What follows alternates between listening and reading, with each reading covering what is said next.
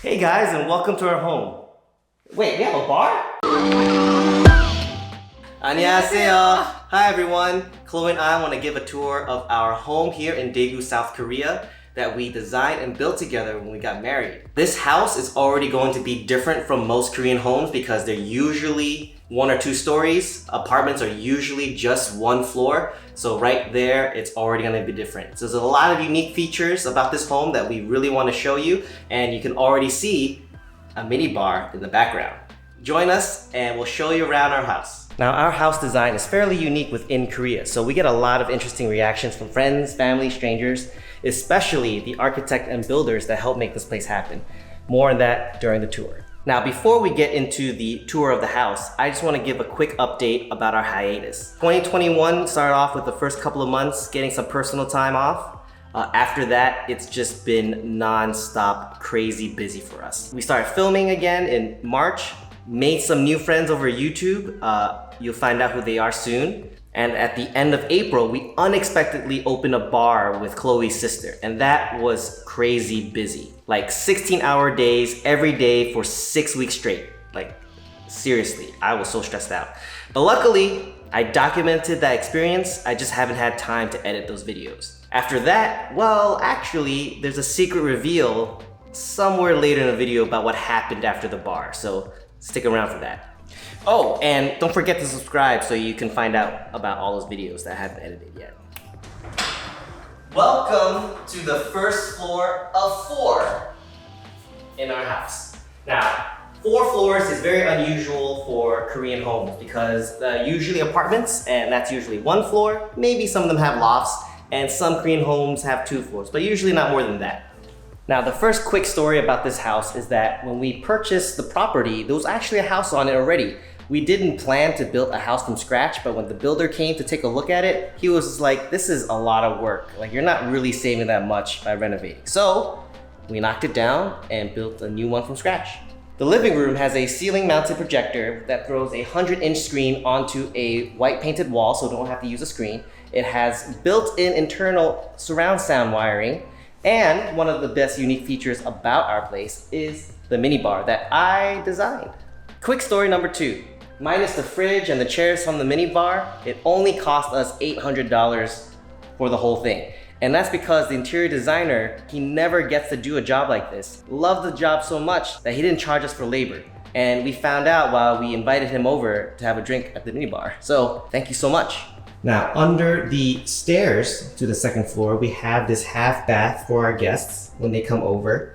Now, before we head to the 2nd floor, I just want to point out another feature of our home is that we have ceiling air conditioning units in each of the rooms. So the stairs to the 2nd floor is concrete, as you can see, and we have a skylight at the top of the stairwell. There's a funny story about the architect about the stairs. I'll tell you about that later. Oh, and the secret reveal. Stay tuned. And welcome to the 2nd floor of 4 in our house. Now, in the 2nd floor, we have the kitchen, 2 bedrooms, and a bathroom. Room in the back, we use it as a storage room basically. And this room is the guest room. Let's take a look at the bathroom.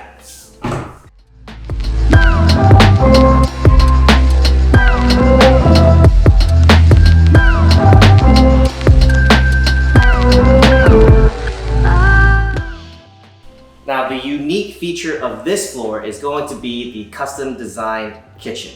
Dishwasher, which is becoming more common in Korea. It's just they don't really get used very much, but we do.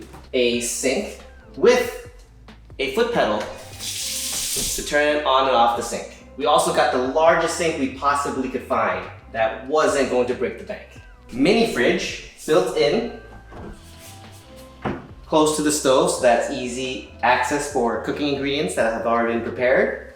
A hood that extends out to turn on, and an oven that is very unique because I made a mistake. But this wound up being a microwave oven combo, like a microwave and an oven combination. Now the upside of this mistake is that even in oven mode, the bottom platter actually still rotates. So it actually does a really good job making pizzas. A unique feature about this kitchen design is that we have this angled countertop island section. It gave us a lot more workspace and made the kitchen just feel a lot bigger.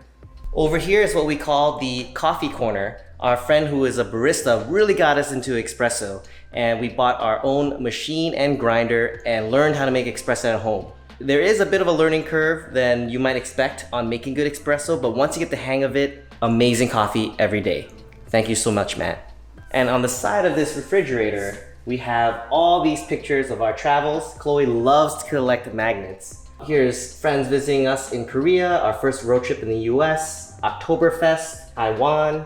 But how this collage came to be on a refrigerator is actually a really funny story. When I was getting my spousal visa in Korea, we had to give proof, not just of our marriage, but also our relationship. So we had to print out a bunch of pictures as photographic evidence of our relationship over the years. And when we got to the immigration office, the immigration officer just took a quick look at the first two pictures, took those two, and just gave the rest back. So we had a bunch of pictures left over, and that's how this came to be. Before we head up to the third floor to the master bedroom area, there's a funny story about the stairwell. The architect originally designed this to be isolated and separated from the rest of the home, because in his mind, that's to help to conserve air conditioning and heating. But I asked him like, hey, no, I want this to be part of the home with the open staircase like this too. And he was dumbfounded at first, especially the ceiling window. He was like, why would you do that? But in the end, he did say that this home project was the most interesting one he's ever done. But that's not the surprise reveal that I mentioned earlier, so stay tuned for that. Let's head upstairs. Okay, well, before we head into the master bedroom over here, we're gonna go through the laundry section and also the third floor terrace where we can barbecue and enjoy the view in the middle of Daegu. 어서 오세요.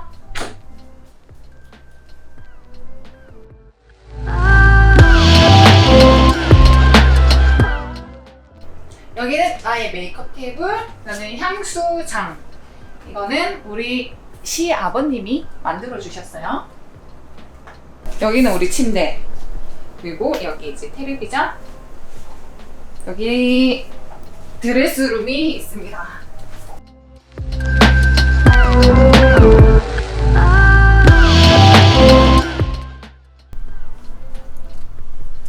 자, 여기는 바로 화장실.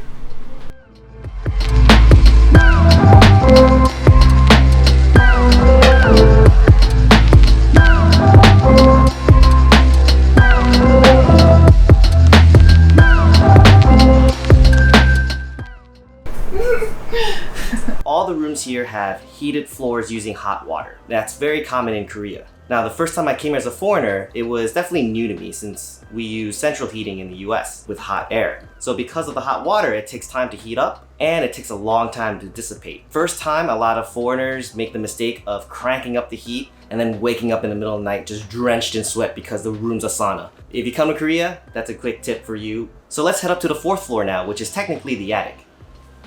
And finally, this is the top floor, the attic. It's not as tall as the other floors, so the ceiling is shorter. This was originally supposed to be my office, but I never really got to use it as that. And there's a little terrace for Chloe and I to use.